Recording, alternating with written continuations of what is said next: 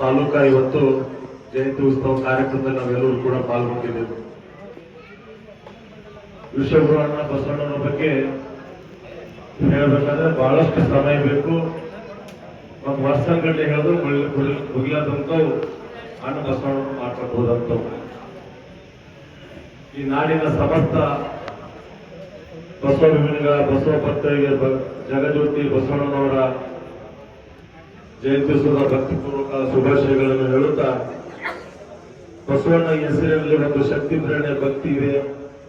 ಅಸಾಮರ್ಥ್ಯ ವಿಕಾರವಾಗಿದ್ದು ಕಾಲದಲ್ಲಿ ಕುಲಕುಂಭ ಶರಣರನ್ನು ಮಾಡಿ ಕಾಯಕದಲ್ಲಿ ದೇವರನ್ನು ಕಂಡಂತ ಬಸವಣ್ಣನವರು ಎಲ್ಲ ಜಾತಿಗಳ ಶರಣರನ್ನು ಒಟ್ಟುಗೂಡಿಸಿ ಜಗತ್ತಿನಲ್ಲಿ ಪ್ರಪ್ರಥಮ ಬಾರಿಗೆ ಅನುಭವ ಮಂಟಪವನ್ನು ಕಟ್ಟಿ ಪ್ರಜಾಪ್ರಭುತ್ವದ ಕಲ್ಪನೆಯನ್ನು ನೀಡಿದವರು.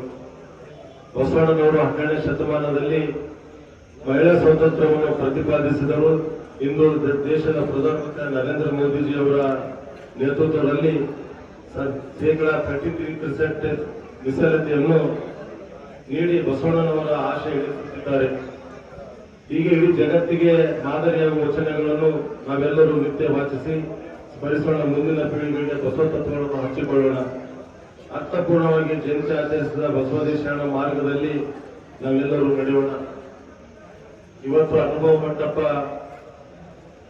ಆ ಕಾಲದಲ್ಲಿ ತೋರಿಸಿಕೊಟ್ಟಂತೂ ಅಣ್ಣ ಬಸವಣ್ಣನವರು. ಇವತ್ತದು ಮಹಿಳಾ ಮೀಸಲಾತಿ ತಂದು 33% ಮಹಿಳಾ ಸಮಾನ ಹಕ್ಕ ಕೊಡ್ಬೇಕಂತ ಹೇಳಿ ಆ ಕಾಲದ ಅಣ್ಣ ಬಸವಣ್ಣ ಕೊಟ್ಟೋದಂತವರು. ಆದ್ರೆ ಇವತ್ತು ದೇಶದ ಪ್ರಧಾನಿ ನರೇಂದ್ರ ಮೋದಿ ಅವರು ಆ ಕೆಲಸವನ್ನು ಇವತ್ತು ಪೂರ್ಣಗೊಳಿಸ್ತಕ್ಕಂಥ ಕೆಲಸ ಇವತ್ತು ಮಾಡ್ತಿದ್ದಾರಂತ ಮುಖಾಂತರ ನಾವು ಹೇಳಬೇಕಾಗಿದೆ.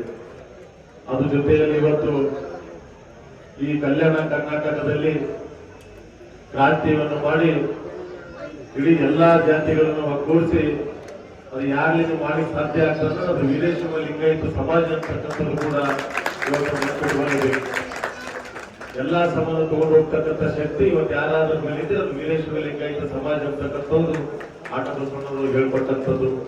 ಆದ್ರೆ ಇವತ್ತು ಅವರು ಮಾಡಿಕೊಟ್ಟಂತ ನಮ್ಮ ಮಾರ್ಗದರ್ಶನ ಅವ್ರು ಹಾಕೊಟ್ಟಂತ ದಾರಿಯಲ್ಲಿ ನಾವು ಎಲ್ಲರೂ ಕೂಡ ನಡೆಯೋಣ ಅಂತಕ್ಕಂಥದ್ದು ಕೂಡ ಎಲ್ಲರಿಗೂ ಹೇಳಿ ಈ ಕಾರ್ಯಕ್ರಮದಲ್ಲಿ ಕೂಡ ವಿಶೇಷವಾಗಿ ನಾನು